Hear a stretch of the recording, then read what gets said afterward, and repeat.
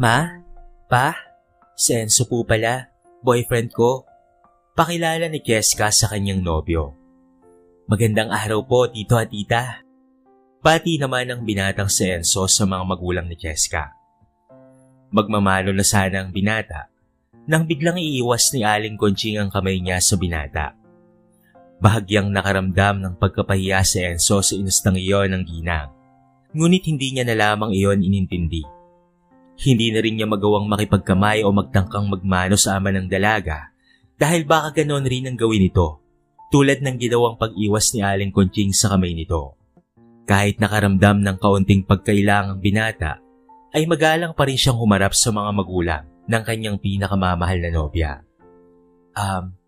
Tito, tita, nagpunta po ako dito para lang hingin po ang kamay ng anak niyong si Cheska. Panimula ni Enzo na medyo nanginginig pa ang boses. Gusto ko pong pakasalan ng anak niyo. Dugtong pa ng binata. Anong sabi mo? Papakasalan mo si Cheska? Bakit? Kaya mo na bang buhayin ang anak namin? Mataray na tanong ni Aling Conching sa binata. Iho, baka nabibigla ka lamang sa sinasabi mo ha? Si Cheska, nag-iisang anak lang namin yan. Mataas ang pangarap namin sa aming unika iha. At hindi isang basta-bastang lalaki na lamang na tulad mo ang pinapangarap naming mapangasawa niya. May pangiinsultong sabi ni Mang Luis kay Enzo.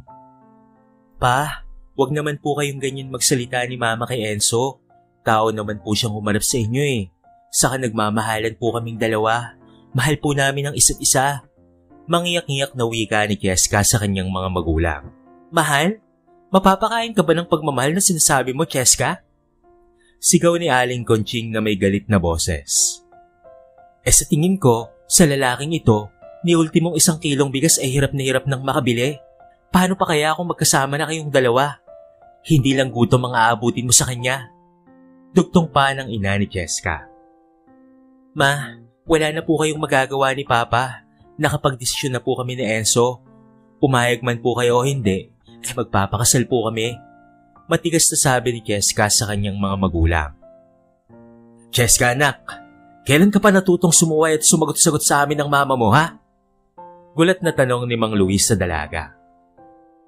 Ngayon lang po Papa, dahil buong buhay ko po, wala na akong ginawa kung hindi ang sundin kayo ni Mama sa lahat ng gusto nyo para sa akin. Ngayon lang naman po ako susuway sa gusto nyo.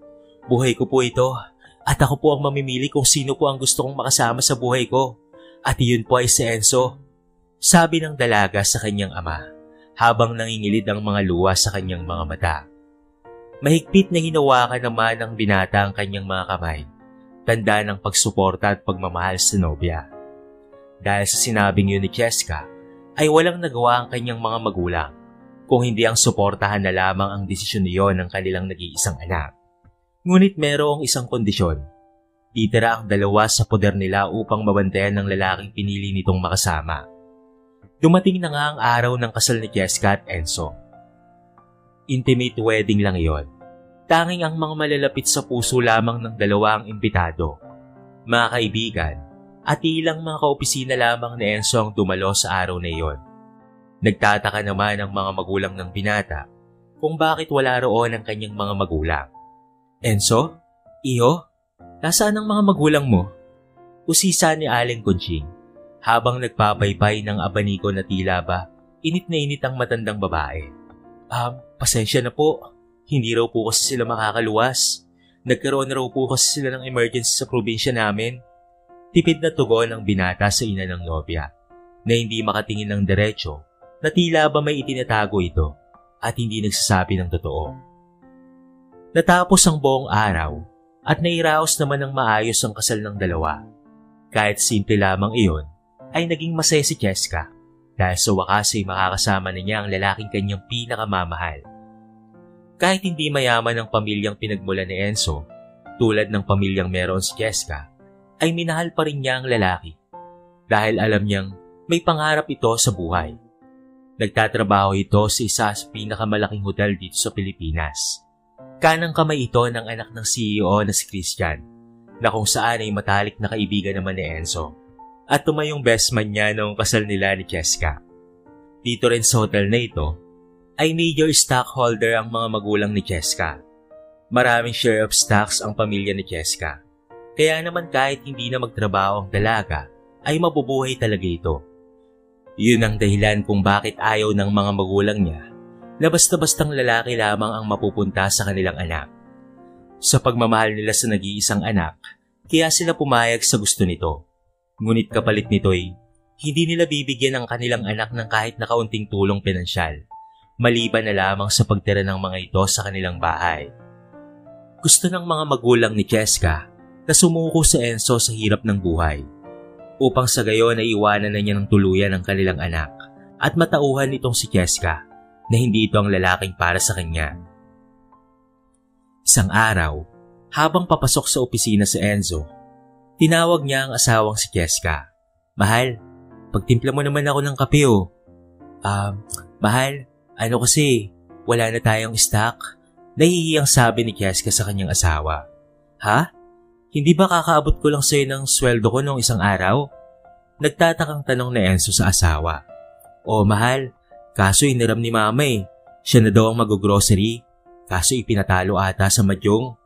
Nakayokong sabi ni Cheska sa asawa. Iiling-iling na lamang si Enzo sa sinabing iyon ni Cheska. "Sige mahal, alis na ako. Sa opisina na lang ako mag-aalmusal." Humalik ito sa noo ng asawa at sa katuluyan na ngang umalis.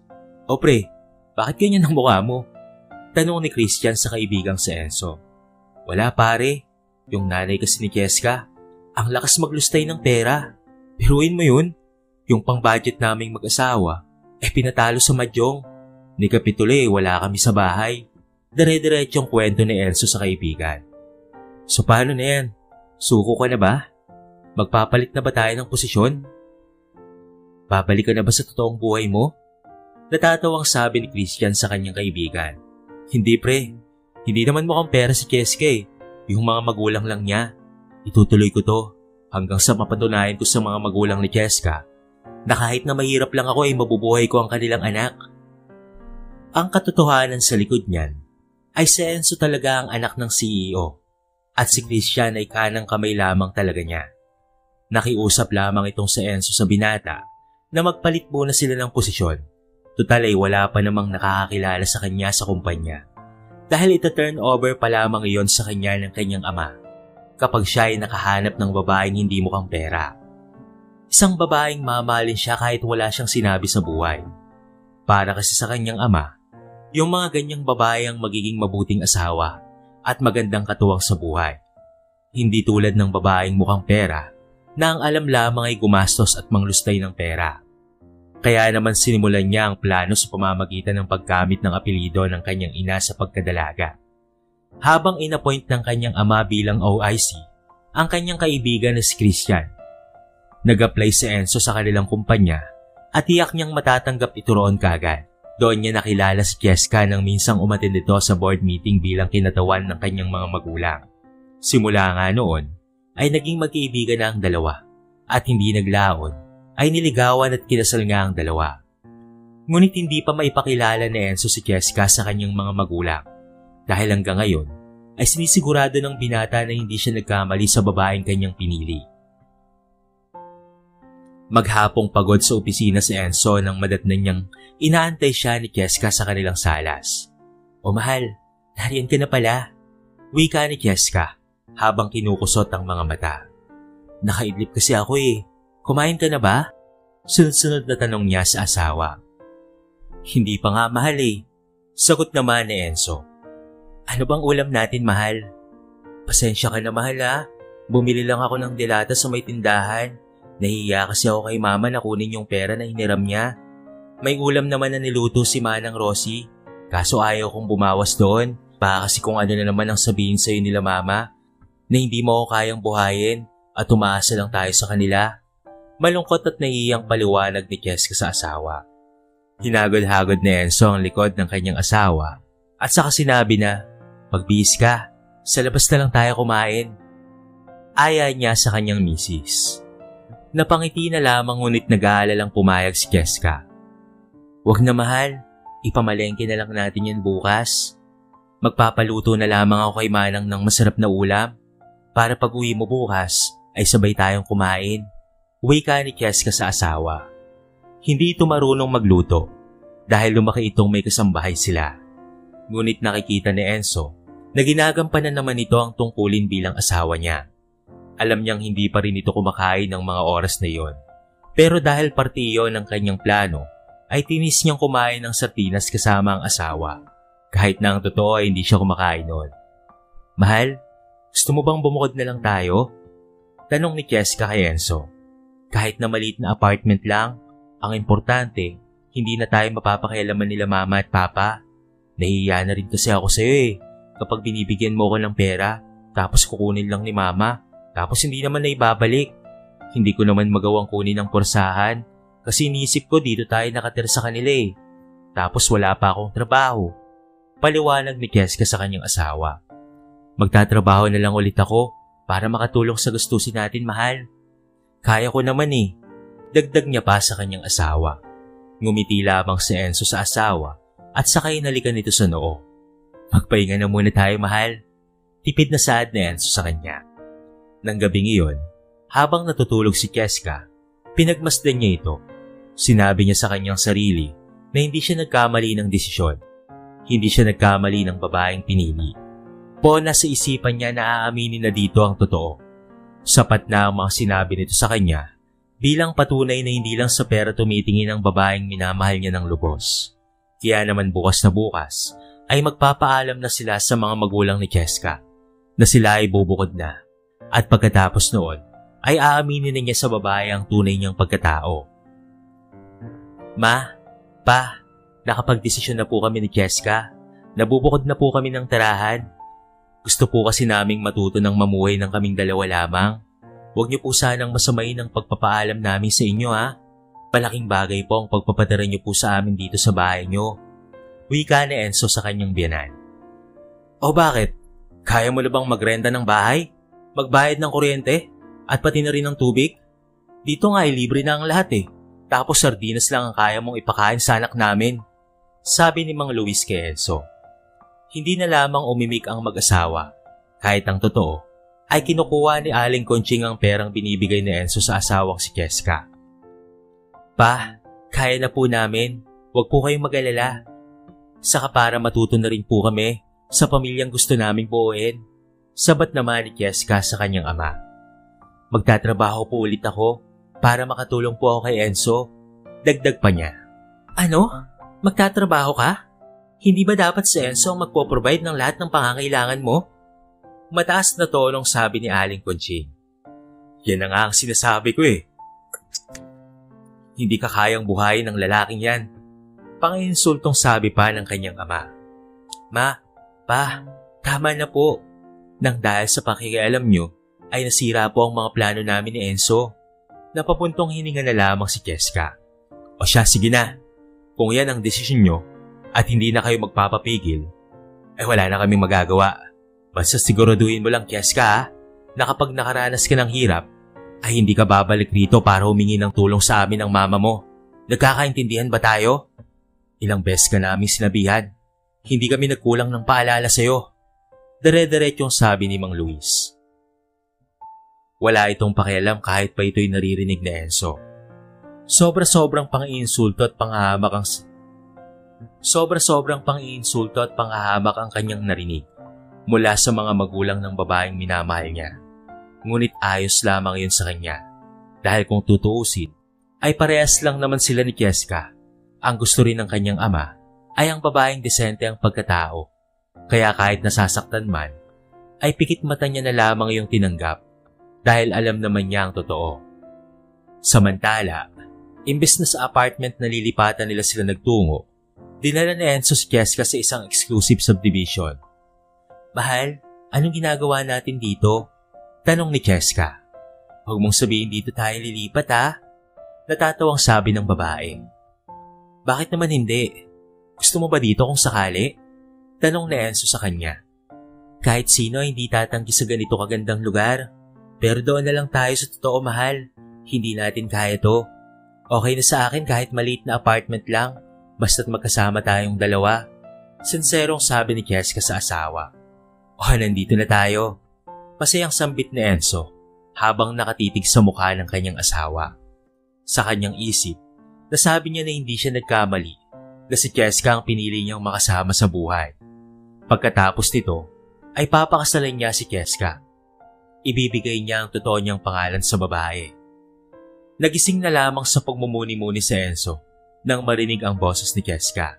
"Hoy mahal, okay ka lang ba dyan? Kanina pa ako salita ng salita rito eh, pero parang nangangarap ka ata ng gising dyan." "Ay sorry mahal ah, may naalala lang talaga ako." Kunwaring sabi ni Enzo.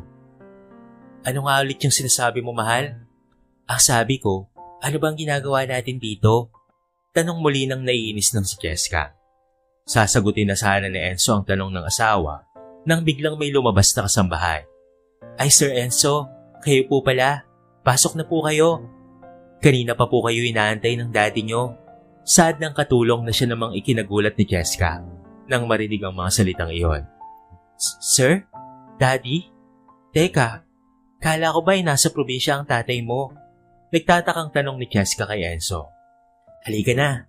Sa loob ko na lamang ipapaliwanag sa iyong lahat." Nagmamadaling sabi ni Enzo sa asawa. At doon nga, nalaman ni Cheska ang buong katotohanan na nagmamay-ari ang pamilya ni Enzo ng isa sa pinakamalaking hotel dito sa Pilipinas. Nalaman rin ng dalaga na si Enzo ang tagapagmana nito na kung saan isa sila sa mga stockholder doon. Nabanggit rin ng binata na ang kanilang kasal ay hindi pa rehistrado dahil apelyido ng kanyang ina ang ginamit ng binata, kung kahit sa pagkakataon na ito ay muli niyang hihingiin ng kamay ng dalaga sa mga magulang nito. Ngunit sa pagkakataong ito, kasama na ang pamilya ng binata, naharap sa pamilya ng pinakamamahal niyang babae. Tinapik-tapik naman ni Don Esteban ang balikat ng kanyang anak na si Enzo. "Proud na proud ako sa iyo anak." Nakangiting wika ni Don sa kanyang anak. "Welcome to the family, iha." Saad naman ang nanay ni Enzo na si Doña Margarita. Naguguluhan man sa mabilis na pangyayari, ay ngiti na lamang ang naisagot ni Cheska sa pamilya ng pinakamamahal na lalaki. Hiyang-hiya siya kay Enzo sa hindi magandang pagtrato ng kanyang mga magulang sa kanya. Samantala, wala nang inaksaya pa ang pamilya ni Enzo. Agad na silang pumunta sa bahay nila Cheska upang formal na hingiin ang kamay ng kanilang anak. Gulat na gulat naman ang mga magulang ni Cheska sa kanilang nalaman. Hiyang-hiya sila sa kanilang ginawa kay Enzo. Kaya naman abot-abot ang paghingi nila ng paumanhin rito. Enzo, iho, patawarin mo sana kami sa pang-iinsulto namin sa iyo ha." Wika ni Mang Luis kay Enzo. Habang si Aling Conching naman ay nahihiyang iniabot ang makapal na envelope kay Enzo. "Iho, patawarin mo sana ako. Sa kagustuhan ko na magkahiwalay kayo ng aking anak na si Cheska. Lahat ng ibinibigay mo na pera sa kanya ay kinukuha ko at ipinapalabas ko na isinusugal ko yon para iwanan mo lamang ang aming anak. Dahil ang buong akala naming mag-asawa na kapag nahirapan ka na ay susukuhan mo na ang anak namin. Nagkamali kami dahil talagang mahal na mahal mo ang anak namin. Kaya naman tanggapin niyo ang aming basbas na mag-asawa sa inyong pag-iisang dibdib." Pagkatapos ng araw na iyon, ay parang nabunutan ng tiniks na Cheska at Enzo. Nagplano na sila ng kanilang kasal. At this time, ay totoo na talaga ito. Isang magarbong garden wedding ang naganap, kung saan ay dumalo ang lahat ng kilalang personalidad sa larangan ng kanilang negosyo. Ngunit ang pinakabida sa lahat ay ang dalawang taong pinag-isang dibdib ng pagmamahalan.